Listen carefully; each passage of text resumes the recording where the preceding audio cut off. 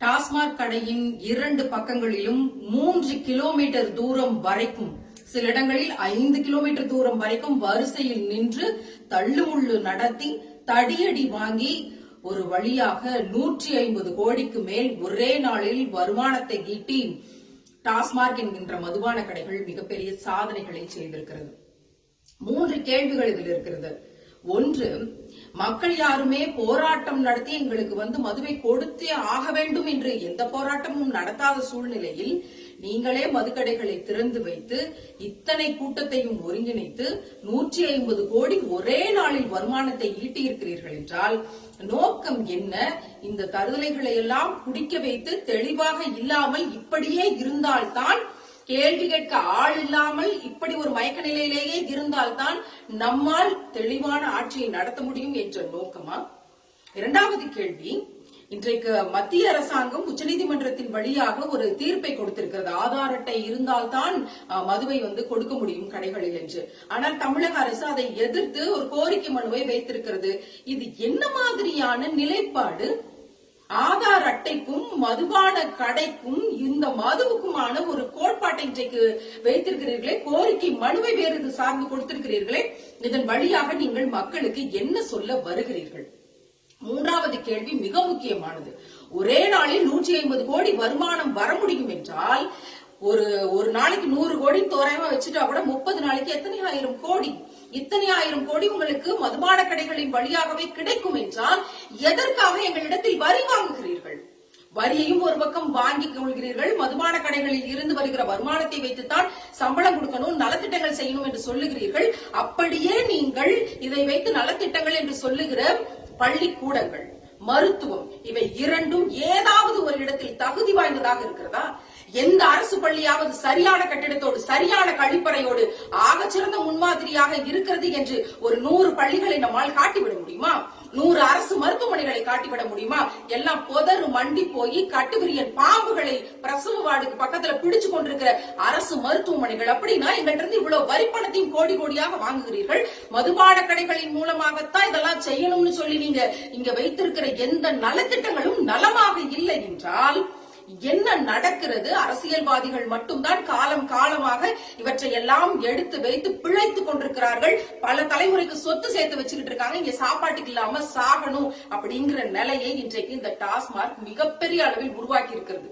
எத்தனை இடத்துல வீட்டுல பிரச்சனை நடந்துச்சு நேற்று ஒரு நாள்ல, இத்தனை நாள் ஏதோ கட்டுப்பாட்டில் வைத்திருந்தது ஒரே நாளில் வெடிக்கும் போது வீட்டுல குடிச்சிட்டு தகராறு பண்ணி அம்மாவும் மகளும் தீ குளித்த நிலை, எத்தனை மரணங்கள் நேற்று நடந்திருக்கிறது. இவற்றுக்கெல்லாம் யார் பதில் சொல்றது? இதுக்கெல்லாம் எந்த கேள்வியும் இங்க சரியாக இல்லை, பதிலும் சரியாக இல்லைங்கிற நிலைமை தான் இருக்கு. இது என்ன ஒரு மிகப்பெரிய சிரிப்பு நிகழ்ச்சி நேற்று நடந்தது என்றால், இதுக்கு எதிராக நிறைய போராட்டங்கள் தமிழகம் முழுதும் நடந்தது.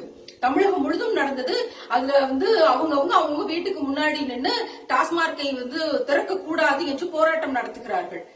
எத்தனை பேர் அதில் குடிக்காதவர்கள், மதுவை அருந்தாதவர்கள், இது குறித்து பேசியவர்கள், மதுவை அருந்தாதவர்கள் எத்தனை பேர்னு பார்த்தா சிரிப்பாக வருகிறது. எதிர்கட்சி மிக வலிமையான எதிர்கட்சியாக இருக்கிற பட்சத்தில் இதை சரியாக அணுக முடியும் என்ற ஒரு குறைந்தபட்ச நம்பிக்கையாவது இருந்திருக்குமானால், பல சாராய ஆலைகள் அவர்களுடையதுதான் என்று பொதுவாக முகநூலில் தொடர்ந்து பார்க்கிற செய்திகளை பார்க்கும்போது அத்தனை வழியாக இருக்கிறது. இந்த கோல்டன் வாட்ஸ் என்று சொல்லுகிற சாராய ஆலையின் அதிபரே மதுவுக்கு எதிராக சாராய கடையை திறக்கக்கூடாது என்று போராடிய காட்சியெல்லாம் பார்க்கும்போது எத்தனை பைத்தியக்காரத்தனமான ஒரு மக்களாக நாம் இருக்கிறோம் என்பதை நினைச்சு கூட பார்க்க முடியல. ஒரு பெண்ணாக இருந்து மதிப்பிற்குரிய நாடாளுமன்ற உறுப்பினர் கனிமொழி அக்கா அவர்களுக்கு இந்த செய்தியை நான் பகிர விரும்புகிறேன்.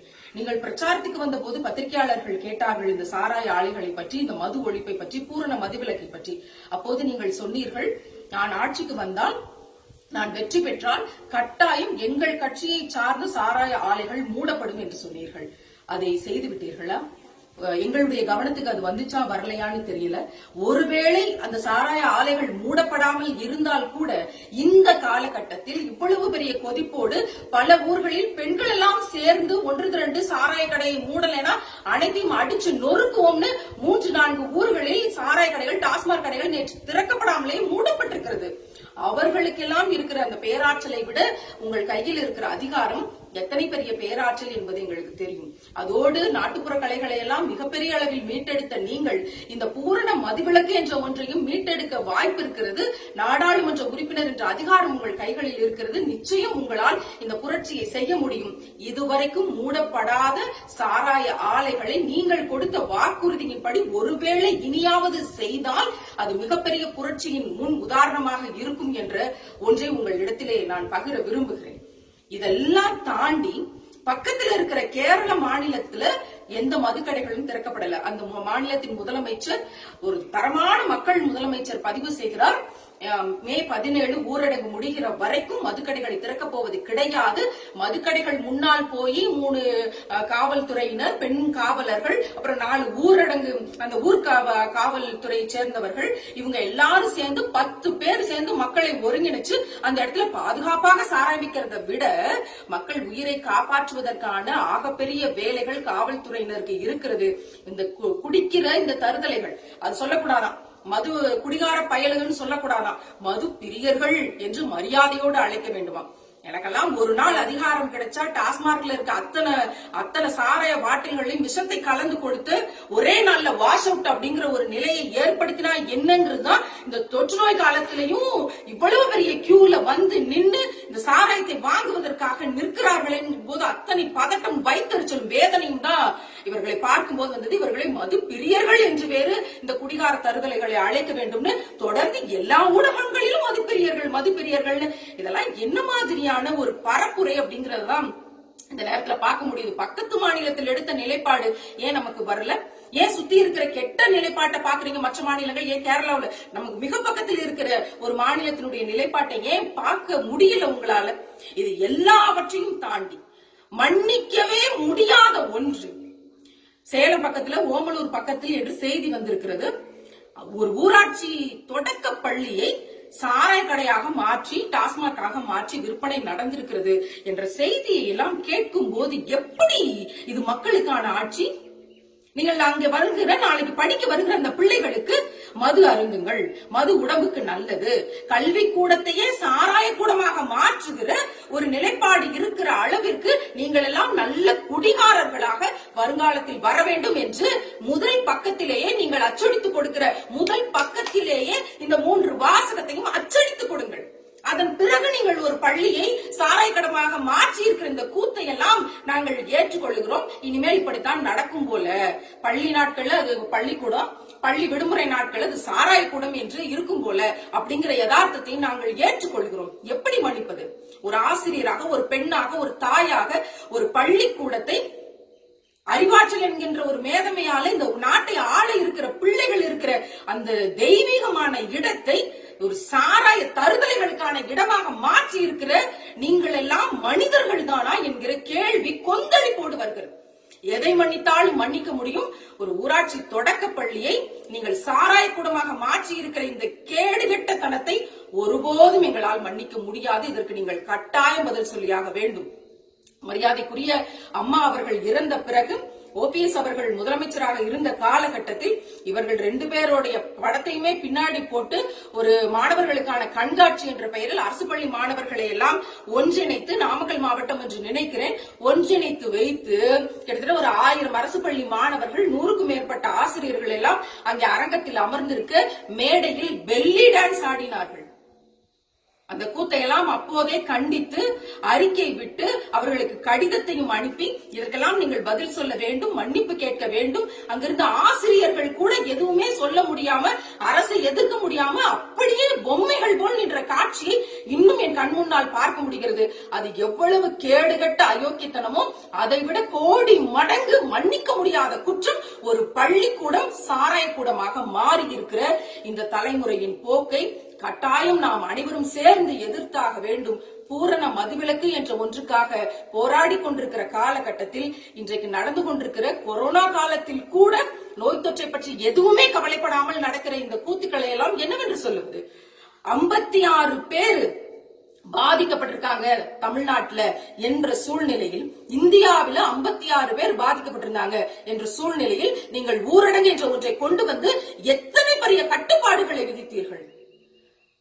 2 வீலர்ல கணவனும் மனைவியும் வர்றாங்கன்னா கூட மனைவியை அங்கேயே விட்டுட்டு கணவனை பின்னாடி கூட்டிட்டு போய் 4 சாத்து சாத்தி இனிமே வெளியே வரக்கூடாதுன்னு சொன்னதை என் 2 கண்களால் பார்த்திருக்கிறேன். ஆனால் இன்றைக்கு 56,000 பேர் இந்தியாவில் இந்த நோய் தொற்றுக்கு ஆளாகி இருக்கிறாங்க. எத்தனை பேர் செத்து கொண்டிருக்கிறார்கள், என்ன நடக்க போகிறது என்று பதறிக் கொண்டிருக்கிற நேரத்துல எதை பற்றியும் கவலைப்படாம ஒவ்வொரு ஊர்லயும் ஆயிரக்கணக்கான பேர் 5 கிலோமீட்டர் தூரத்துக்கு நிக்கிறான்னா இது எவ்வளவு பெரிய ஆபத்து. உலக நாடுகள் நம்மை பார்த்து சிரிப்பாய் சிரிக்கிறது. இதுதானா உங்க நாடு? இதுக்கு முன்னாடி இந்தியாவில இருந்து போறோம்னு சொல்லும் போது என்ன அந்த வன்கொடுமைகள் நடக்கும், இந்த ரேபிஸ்ட் ஊர், அந்த ஊர்ல இருந்து வந்தீங்களான்னு கேட்டாங்க. இனிமேல் வெளிநாடுகளுக்கு போக ஒரு வேலை வாய்ப்பு இருந்தால் அந்த குடிச்சிட்டு எல்லாவனும் 5 கிலோமீட்டருக்கு நின்னுட்டு கீழே மயக்கம் போட்டு விழுந்தானே அந்த ஊர்ல இருந்து வருவீங்களான்னு கேட்பாங்க போல. ஒரே வழிதான் இருக்கிறது. அடுத்த தலைமுறையை மீட்டால் ஒழிய இந்த தருதலைகளை திருத்துவதை பற்றியோ இவர்கள் நம்மை காப்பாற்றுவார்கள் என்ற ஒன்றிலோ எனக்கு நம்பிக்கை துளி கூட இல்லை. அடுத்த தலைமுறையை வீட்டில் வளர்த்து கொண்டிருக்கிற தாய்மார்கள் உங்கள் பிள்ளைகளுக்கு சொல்லிக் கொடுங்கள். உங்கள் கண்ணீரின் வேதனையை அவர்களோடு பகிர்ந்து கொள்ளுங்கள். உங்க அப்பா குடிச்சிட்டு இவ்வளவு தூரம் எவ்வளவு பாடுபடுத்துறாரு தெரியுமா அப்படிங்கிற வேதனையை அவர்களுக்கு கற்றுக் கொடுங்கள். ஒரு பிள்ளைக்கும் சொல்லிக் கொடுக்கணும் மதுவினுடைய தீமை எத்தனை குடும்பங்களை சீரழித்திருக்கிறதுன்னு. ஒரு 10ஆம் கிளாஸ் படிச்ச பையன் தன்னுடைய அப்பாவுக்கு கடிதம் எழுதி வச்சு, நீ குடிக்காதப்பா, இதனால வர்ற விளைவை என்னால தாங்க முடியல, என் அம்மா படுற துயரத்தை என்னால பொறுக்க முடியலன்னு கடிதம் எழுதி வச்சுட்டு செத்து போனானே. அதன் பிறகாவது பூரண மதுவிலக்கை அமல்படுத்த வேண்டும் என்று தெரிந்திருக்க வேண்டாமா இந்த அரசுக்கு என்ற கேள்வியை தான் முன்வைக்கிறோம். மிகுந்த வலியும் வேதனையும் நிரம்ப அடுத்த தலைமுறைக்கு இந்த செய்திகளை கடத்துவோம். மதுவில்லாத ஒரு தமிழகத்தை உருவாக்குவோம் என்ற எழுச்சியோடு புரட்சி ஓங்குவோம்.